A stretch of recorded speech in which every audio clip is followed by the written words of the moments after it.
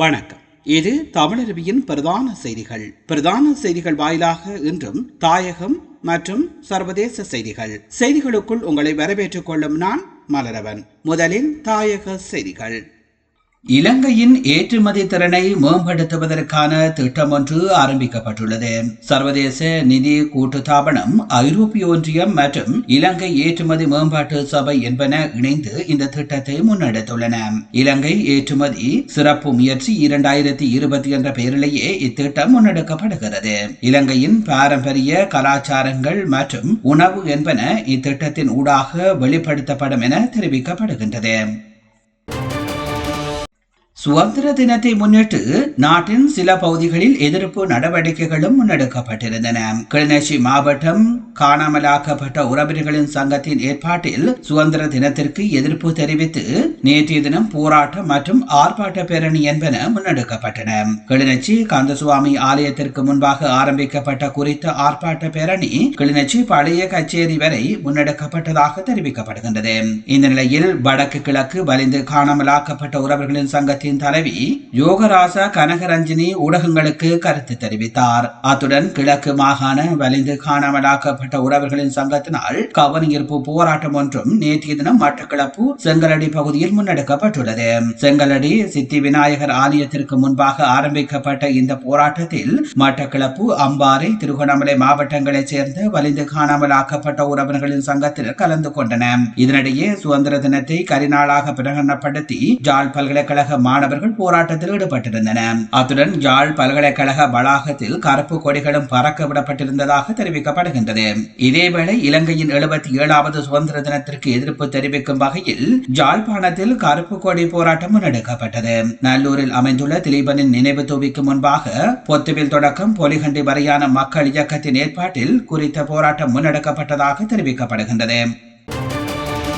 வடமத்திய மாகாணத்தில் தரம் 11ற்கான தவணை பரீட்சை வினாத்தாள்கள் கசிந்த சம்பவம் தொடர்பில் கைது செய்யப்பட்ட பதில் அதிபர் எதிர்வரும் 7ஆம் தேதி வரையில் விளக்கமறியலில் வைக்கப்பட்டுள்ளார். அனுராதபுரம் பிரதான நீதிவான் முன்னிலையில் அவர் பிரசன்னப்படுத்தப்பட்டதை அடுத்து இவ்வாறு விளக்கமறியலில் வைக்கப்பட்டுள்ளார். இந்த சம்பவம் தொடர்பில் சந்தேகத்தின் பேரில் கைது செய்யப்பட்ட பதில் அதிபர் அனுராதபுரம் தம்மென்னகுளம் பகுதியைச் சேர்ந்தவர் என குறிப்பிடப்படுகின்றது. இதனிடையே வினாத்தாள்கள் கசிந்த சம்பவத்தால் அரசாங்கத்திற்கு ஏற்பட்ட நிதி இழப்பு 1.5 மில்லியன் ரூபாயை கடந்துள்ளதாக காவல்துறை நீதிமன்றத்தில் தெரிவித்துள்ளது. இந்நிலையில் குறித்த சம்பவத்துடன் தொடர்புடைய ஏனைய சந்தேக நபர்களையும் உடனடியாக கைது செய்யுமாறு அனுராதபுரம் நீதிவான் காவல்துறையினருக்கு உத்தரவிட்டுள்ளதாக தெரிவிக்கப்படுகின்றது.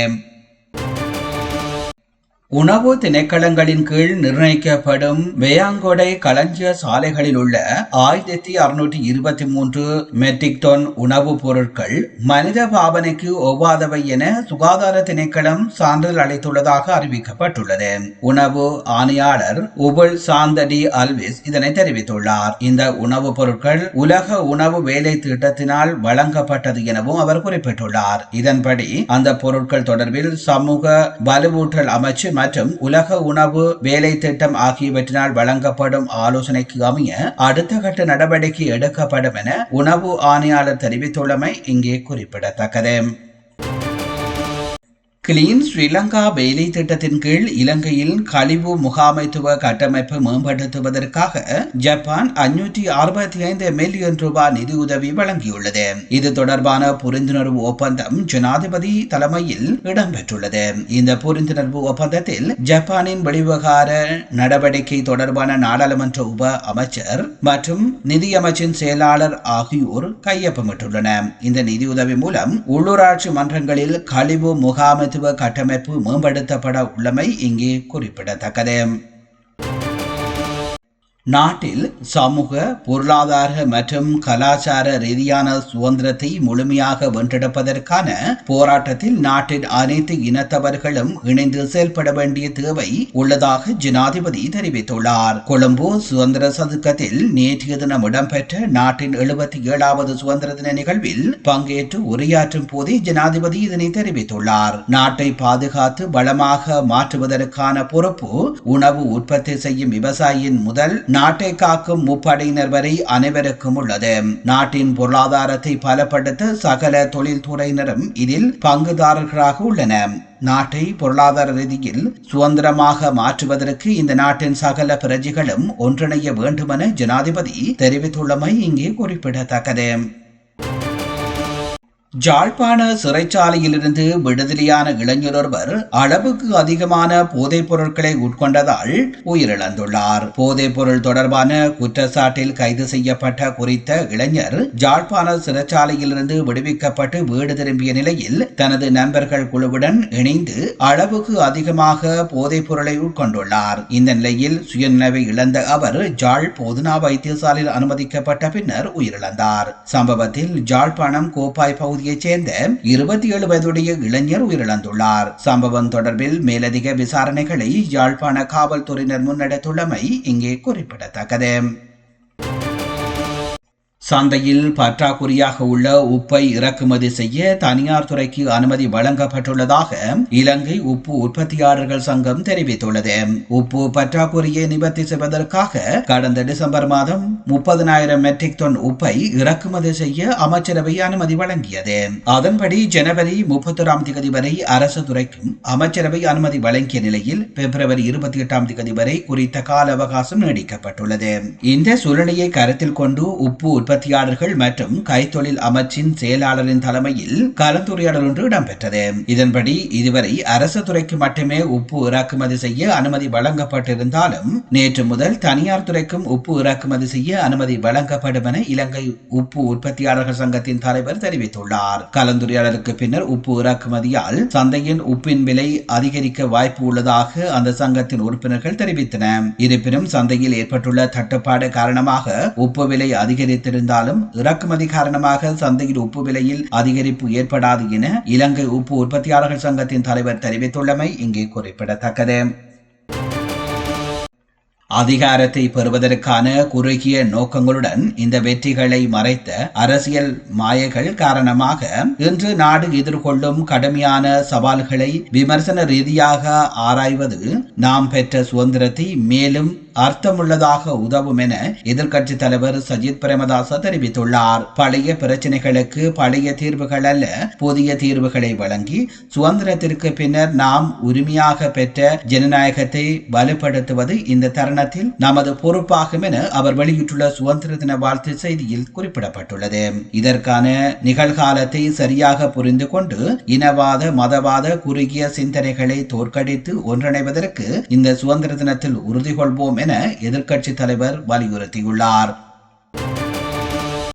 பிரதமர் ஹரணி அமரசூரிய சுதந்திர தினத்தை முன்னிட்டு வாழ்த்து செய்தியை வெளியிட்டுள்ளார். இந்த வரலாற்று தினத்தில் சகல பேதங்களையும் மறந்து அர்த்தமுள்ள மாற்றத்தை ஏற்படுத்த கைகோர்க்குமாறு அவர் வலியுறுத்தியுள்ளார். உண்மையான சுதந்திரமானது தேசிய இறையாண்மை மாத்திரமல்ல, கௌரவத்துடனும் நீதியுடனும் ஒடுக்குமுறையிலிருந்து விடுபடவும் வாழும் உரிமை உறுதி செய்யப்பட வேண்டும் என்றும் பிரதமர் சுட்டிக்காட்டியுள்ளார்.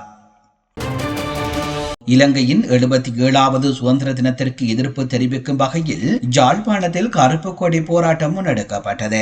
நல்லூரில் அமைந்துள்ள திலீபனின் நினைவு தூவிக்கு முன்பாக பொத்துவில் தொடக்கம் பொலிகண்டி வரையான மக்கள் இயக்கத்தின் ஏற்பாட்டில் இந்த போராட்டம் முன்னெடுக்கப்பட்டது. நாட்டில் தமிழ் மக்களுக்கு எதிராக மேற்கொள்ளப்பட்டு வரும் அடக்குமுறைகளுக்கு எதிர்ப்பு வெளியிடும் வகையிலேயே இந்த போராட்டம் முன்னெடுக்கப்படுவதாக பொத்துவில் தொடக்கம் பொலிகண்டி வரையான மக்கள் இயக்கத்தின் தலைவர் வேலன் சுவாமிகள் தெரிவித்துள்ளமை இங்கே குறிப்பிடத்தக்கது. நேர்கள் நீங்கள் பார்த்துக் கொண்டிருப்பது தமிழருவியின் பிரதான செய்திகள் வாயிலாக தாயக செய்திகள். இனி தொடர்ந்தும் தமிழருவியில் இடம்பெறுபவை சர்வதேச செய்திகள். இந்திய பிரதமர் நரேந்திர மோடி அமெரிக்கா ஜனாதிபதி டொனால்ட் ட்ரம்பை எதிர்வரும் 13ஆம் தேதியை சந்திக்க உள்ளதாக வெளிநாட்டு ஊடகங்கள் செய்தி வெளியிட்டுள்ளன. அமெரிக்கா ஜனாதிபதி டொனால்ட் ட்ரம்பின் அழைப்பின் பேரிலேயே இந்த சந்திப்பு திட்டமிடப்பட்டுள்ளதாக தெரிய வந்துள்ளது. இதேவேளை எதிர்வரும் 10-11ஆம் தேதிகளில் பிரான்சில் நடைபெறும் செயற்கை நுண்ணறிவு மாநாட்டில் பங்கேற்கிறார். அதன் பின்னர் எதிர்வரும் 12ஆம் தேதி வாஷிங்டனுக்கு பயணம் மேற்கொள்ள உள்ளதாகவும் வெளிநாட்டு தகவல்கள் தெரிவிக்கின்றன. இந்த சந்திப்பின் மூலம் அமெரிக்கா மற்றும் இந்தியா இடையே நல்லுறவு நீடிப்பதாக அமெரிக்கா ஜனாதிபதி டொனால்ட் ட்ரம்ப் தெரிவித்தார்.